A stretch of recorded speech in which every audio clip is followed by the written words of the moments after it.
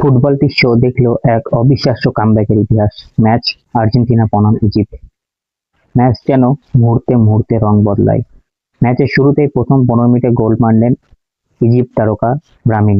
তারপর 21 মিনিটে পেনাল্টি পেয়েও মিস করলেন মেসি। তারপর জিকোর এক অবিশ্বাস্য কামব্যাক, 58 মিনিটে গোল, কিন্তু সেটা অফসাইড। জিকো যেন থামেননি, তিনি আবার গোল মেরেছেন 59 মিনিটে। কিন্তু এই জাদুকর কি থেমে থাকবে? শেষ অনবদ্য জীবনের শেষ খেলাটাই খেললেন মেসি। তিনি যেন ফিরিয়ে দিলেন আর্জেন্টিনাকে।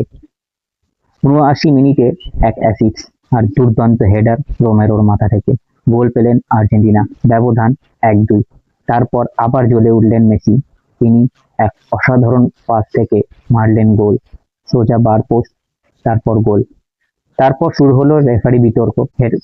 হেড কোচ ইজিপ্ট পেলেন রেড কার্ড। তারপর বিতর্কে জড়ালেন ইজিপ্টের সঙ্গে রেফারি। সবাই বললেন রেফারি ফিক্সিং করেছে। তারপর আবার বল পেলেন আর্জেন্টিনা। এক অবিশ্বাস্য ছন্দে গোল মারলেন ফার্নান্ডিস ৯২ মিনিট। মাত্র ১৩ মিনিটে জয় ছিনিয়ে নিল ইজিপ্টের কাছ থেকে। এটাই যেন চেনা আর্জেন্টিনা।